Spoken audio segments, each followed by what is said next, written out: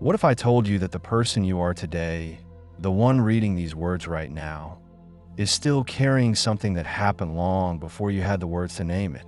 Something that shaped the way you see yourself, the way you move through the world, the way you hold back or push forward or disappear when things get too close. You might not remember the exact moment. You might not even think of it as a wound, but it is there, beneath the surface, quietly steering you, whispering its old story into your present life, telling you who you are allowed to be and who you must never become. There are people who walk through life feeling like they are performing, like they are always just slightly out of sync with everyone else, never quite landing in the way others seem to land. They smile when they are supposed to smile. They nod when they are supposed to nod. But inside, there's a distance, a gap between what they show and what they feel. And that gap is not new. It was carved out long ago, in a moment or a series of moments when they learned that who they really were was not safe, not welcome, not enough. So they adapted. They became someone else, someone smaller, someone quieter, someone who would not be hurt again. Carl Jung understood this deeply. He spoke often about the persona, the mask we wear to meet the world, the version of ourselves we present so that we can belong, so that we can be accepted, so that we do not have to face rejection or shame or the unbearable feeling of being too much or not enough. And for many of us, that persona was not chosen freely. It was built in response to something that happened when we were young, when we were vulnerable, when we did not yet have the capacity to understand that what we experienced was not a reflection of our worth, but a reflection of the limitations, the pain, the unconsciousness of those around us. Maybe you were a child who felt too much, who cried too easily, who needed too much reassurance. And maybe the adults around you, overwhelmed by their own unprocessed pain, could not hold that. They told you to stop being so sensitive. They told you to toughen up. They told you, in 1,000 small ways, that your emotional reality was inconvenient, that your feelings were a burden. And so you learned to shut them down. You learn to stop asking. You learn to stop showing. You build a wall between yourself and your own heart because it was the only way to survive in an environment that could not meet you. Or maybe you were a child who was too loud, too curious, too full of energy and questions. And maybe the world around you needed you to be still, to be quiet, to take up less space. Maybe you were punished for your aliveness, shamed for your enthusiasm, made to feel that your natural expression was wrong. And so you learned to shrink. You learned to hold yourself back. You learned that to be loved, to be safe, you had to become less than you were. You had to compress your spirit into something more manageable, something that would not disturb the fragile peace of the adults who could not tolerate your fullness. Or perhaps you were a child who needed to be perfect, who learned early that love was conditional, that approval had to be earned, that mistakes were not opportunities for growth, but evidence of failure. Maybe you grew up in a home where nothing you did was ever quite good enough, where the bar kept moving, where praise was rare and criticism was constant. And so you became an achiever, a performer, someone who drives themselves relentlessly, who cannot rest, who cannot allow themselves to be human, because somewhere deep inside, you still believe that your value depends on what you produce, on how well you perform, on whether you can finally be good enough to deserve love. These are wounds, not the kind that bleed, not the kind that leave visible scars, but wounds nonetheless. They're the places where your development was interrupted, where your natural unfolding was met with rejection or neglect or misattunement. And because they happened when you were young, when your sense of self was still forming, they became woven into the very fabric of your identity. You did not just experience them, you internalized them. You made them mean something about who you are. You built your life around them. Jung spoke of the unconscious as the repository of everything we have repressed, everything we could not integrate, everything that was too painful or too threatening to remain in conscious awareness. And childhood wounds live there, in the unconscious, shaping our choices, our relationships, our sense of what is possible for us. They operate like invisible scripts running in the background, telling us what to expect, what to fear, what to avoid. They create patterns that repeat again and again until we turn toward them, until we bring them into the light, until we face them with the awareness and compassion we did not have when they were first formed. But facing them is not easy. It requires something that many of us were never taught. It requires the willingness to feel what we have spent a lifetime avoiding.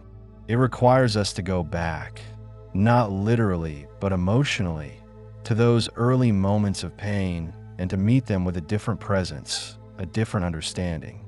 It requires us to see that the child we were did nothing wrong, that the shame we carry does not belong to us, that the adaptations we made were not failures of character, but acts of survival.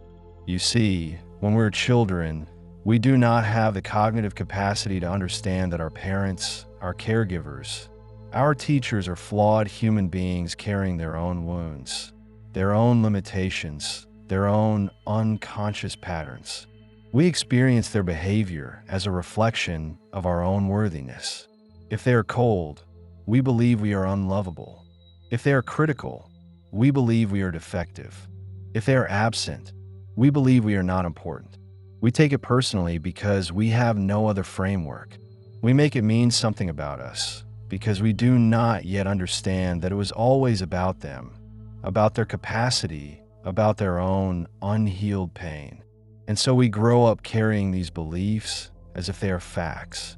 We move through the world with an underlying sense that something is wrong with us, that we are fundamentally flawed, that we must hide or compensate or overachieve in order to be acceptable. We develop strategies to manage the anxiety, the shame, the fear of being seen as we truly are. We become perfectionists or people pleasers or rebels or withdrawn. We build elaborate defenses to protect the wounded child within, to make sure that what happened before never happens again. But here's the paradox. The very strategies that protected us as children often become the things that limit us as adults. The walls we built to keep out pain also keep out connection.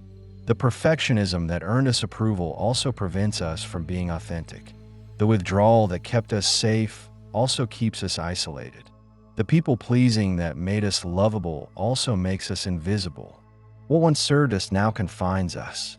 And yet we cling to these patterns because they are familiar, because they are what we know, because letting them go feels like stepping into the unknown, into vulnerability, into the very thing we've spent our whole lives trying to avoid. Jung called the process of becoming whole individuation. It is the lifelong journey of integrating the fragmented parts of ourselves, of reclaiming what we have disowned, of bringing the unconscious into consciousness.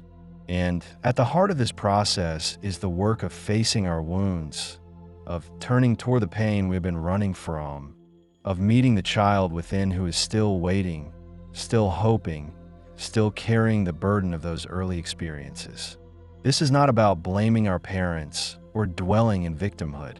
It is about truth. It is about seeing clearly what happened and how it shaped us. It is about understanding that we were not responsible for what we experienced, but we are responsible for what we do with it now. We are responsible for whether we continue to live from those old wounds or whether we choose to heal them, to transform them, to free ourselves from their grip. And healing does not mean the wound disappears. It does not mean we forget what happened or that the past stops mattering. Healing means we change our relationship to the wound. We stop identifying with it. We stop letting it define us. We stop believing the story it tells us about who we are and what we deserve. We see it for what it is, a response to circumstances that were beyond our control, and we choose to respond differently now, from the adult we have become, from the awareness we have gained, from the compassion we can now offer ourselves. This requires us to feel. And for many of us, feeling is the hardest thing. We have spent so long numbing, distracting, achieving, performing, anything to avoid the raw ache of those early wounds. But the only way through is through.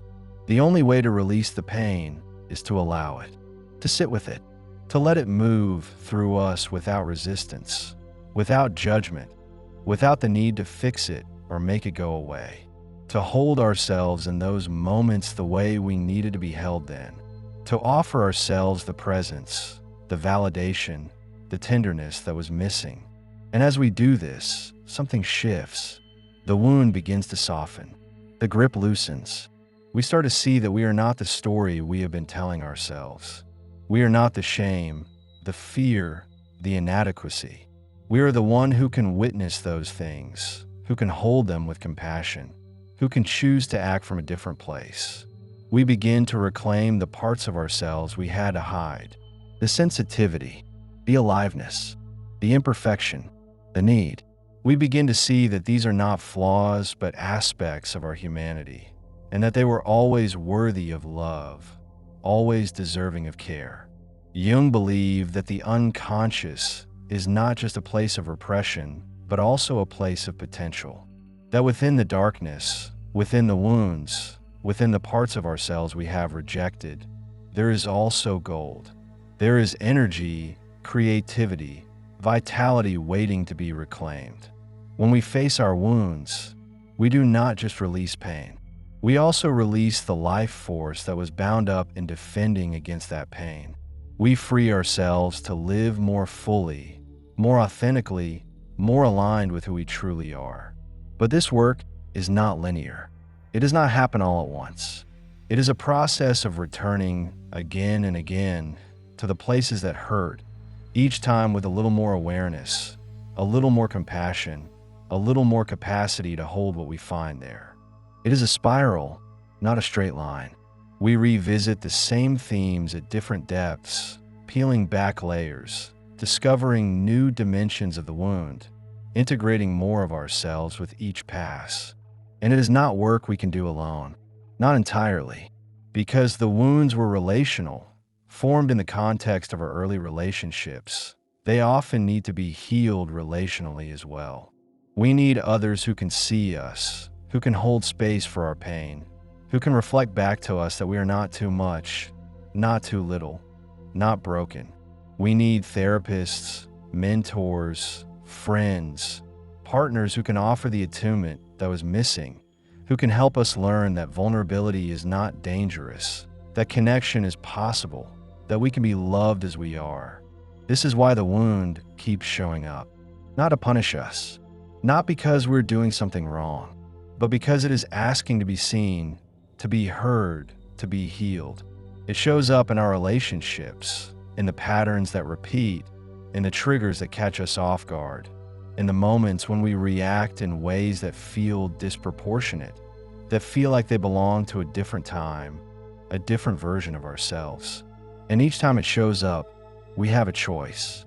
We can turn away, we can numb, we can blame, or we can turn toward it. We can ask what it needs. We can meet it with curiosity and care. There are people who spend their entire lives avoiding this work, who stay busy, who stay distracted, who build elaborate structures to keep the wound at bay. And there is no judgment in that. It is hard work. It is painful work. And not everyone is ready. Not everyone has the resources, the support, the inner stability to face what lies beneath. But for those who do, for those who feel the call to go deeper, to live more authentically, to free themselves from the patterns that no longer serve, the journey is worth it.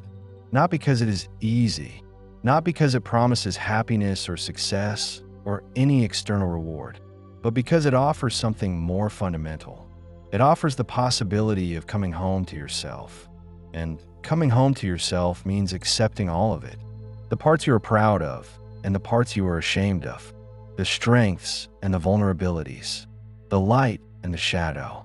It means recognizing that you're not a finished product, not a problem to be solved, but a living, evolving being shaped by your past, but not defined by it. Carrying wounds, but also carrying wisdom. Carrying pain, but also carrying the capacity to heal. Jung spoke often about the shadow, the parts of ourselves we have disowned, the qualities we cannot accept, the aspects of our personality we have pushed into the unconscious because they did not fit the image we needed to maintain. And much of what lives in the shadow is connected to our childhood wounds. The anger we were not allowed to express, the neediness we were shamed for, the selfishness that was punished, the weakness that was ridiculed. These parts do not disappear. They remain hidden, exerting influence, leaking out in ways we do not intend, sabotaging our relationships, our work, our sense of peace. Facing the shadow means facing the wound. It means acknowledging that we are more than the persona we present, more than the polished version we show the world. It means admitting that we have needs, that we have limits, that we are not always strong or kind or rational. It means allowing ourselves to be human.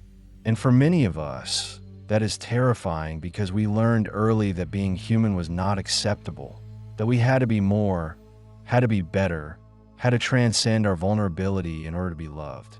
But the truth is, we cannot transcend our humanity. We can only integrate it. We can only learn to hold all of who we are with compassion, to stop splitting ourselves into acceptable and unacceptable parts, to stop waging war against ourselves. And when we do this, when we bring the shadow into the light, when we meet the wounded child with the love and acceptance they always needed, something remarkable happens. We become more whole, more integrated, more at peace with ourselves. And from that place of integration, we live differently. We make different choices. We enter into relationships from a place of authenticity rather than need. We set boundaries not out of fear, but out of self-respect. We pursue what truly matters to us rather than what we think will earn approval. We stop performing and start living. We stop hiding and start showing up. We stop waiting to be good enough and start recognizing that we always were. This does not mean the wound stops mattering. It does not mean we are suddenly free of all pain, all triggers, all patterns. Healing is not about arriving at some perfect state where nothing hurts anymore. It is about changing our relationship to the hurt. It is about recognizing when the wound is speaking and choosing not to believe everything it says. It is about having compassion for the part of us that is still afraid, still protecting, still trying to keep us safe, while also making space for the part of us that knows we're no longer that child, that we have resources now, that we can handle what we could not handle then. And sometimes the wound speaks loudly. Sometimes we're triggered in ways that feel overwhelming, that pull us back into old feelings, old beliefs, old ways of being. And that is okay. That is part of the process. We do not have to be perfect at this. We do not have to get it right every time. We just have to keep showing up, keep turning toward the pain, keep offering ourselves the compassion we need. We just have to keep choosing awareness over avoidance, presence over numbing, truth over pretense. There is a quietness to this work. It is not dramatic. It is not something you can display or prove. It happens in the small moments, in the choice to feel rather than distract, in the willingness to sit with discomfort, in the courage to speak your truth even when your voice shakes. It happens in therapy sessions and journal entries and long walks alone. It happens in the middle of the night when you cannot sleep because something has been stirred up, and instead of reaching for your phone, you reach for yourself. It happens in conversations where you let yourself be seen, where you risk vulnerability, where you trust that you will not be abandoned for being real. And slowly, over time, you notice something. The wound is still there, but does not control you the way it used to. The triggers still come, but they do not consume you. The patterns still arise, but you catch them sooner. You interrupt them. You choose differently. You start to feel more solid, more grounded, more like yourself. Not a self you have constructed to please others, but the self you have always been beneath the defenses, beneath the adaptations, beneath the wounds. Jung believed that the goal of individuation is not to become someone new, but to become who you truly are, to strip away the false layers, to reclaim the essence that was always there. And facing your wounds is part of that process. It is how you free yourself from the past, how you stop living from old scripts, how you step into the fullness of your being. It is how you move from surviving to living, from defending to expressing, from hiding to revealing. And this is not selfish work. It is not indulgent. It is not navel-gazing or wallowing or dwelling in the past. It is the most generous thing you can do for yourself and for others. Because when you heal your wounds, you stop passing them on. You stop projecting your pain onto those around you. You stop unconsciously reenacting the patterns you experienced.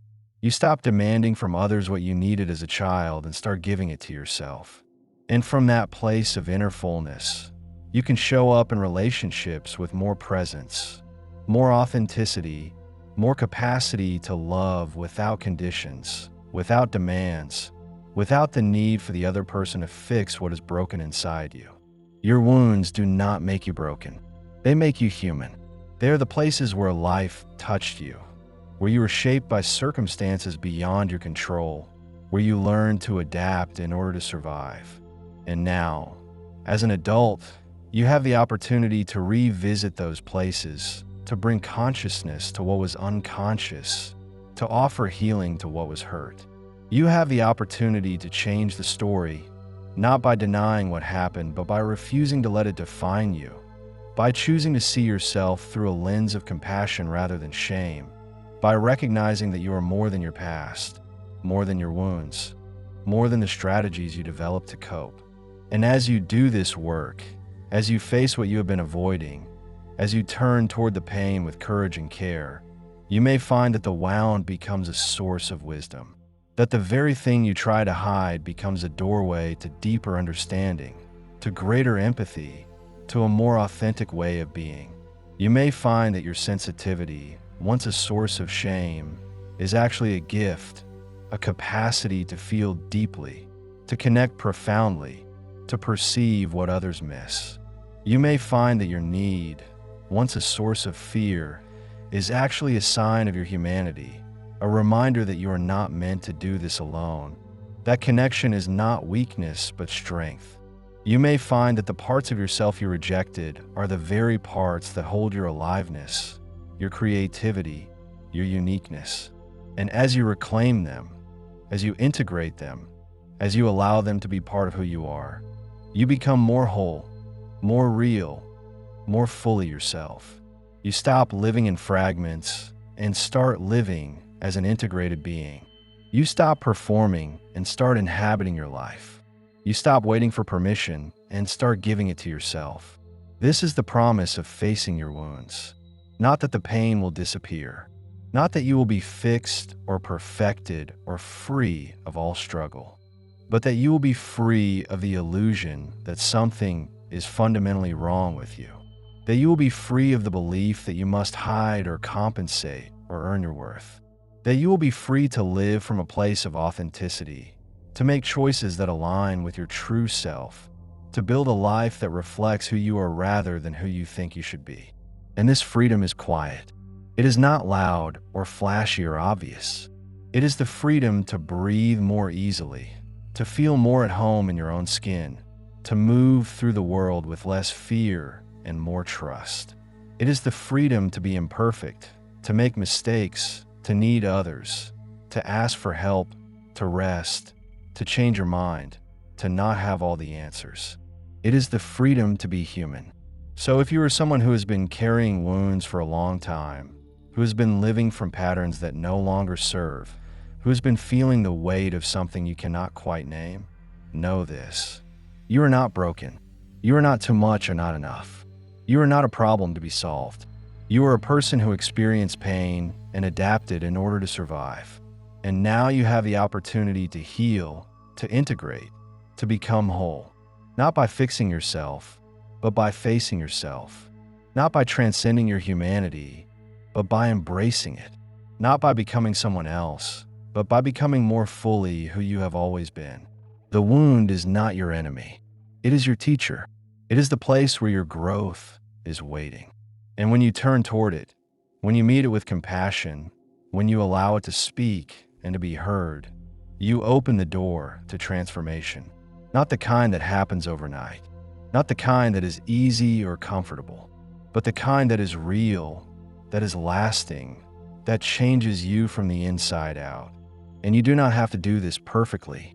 You do not have to have it all figured out. You just have to be willing to look, willing to feel, willing to stay with yourself even when it is hard, willing to believe that you are worth the effort, that your healing matters, that your life can be different. Because it can.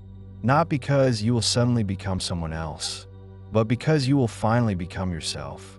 The self that was always there, beneath the wounds, beneath the defenses, beneath the fear. The self that is whole, that is worthy, that is enough. The self that has always deserved love, has always deserved care, has always deserved to take up space in this world. And when you live from that self, when you allow that self to guide you, everything changes. Not in dramatic, external ways necessarily, but in the quiet, internal ways that matter most. You feel more at peace. You feel more alive. You feel more connected to yourself and to others. You feel more free. And that freedom, that peace, that aliveness, that is what is waiting on the other side of facing your wounds. Not perfection, not the absence of pain, but the presence of yourself, whole, integrated, real, and that, more than anything, is worth the journey.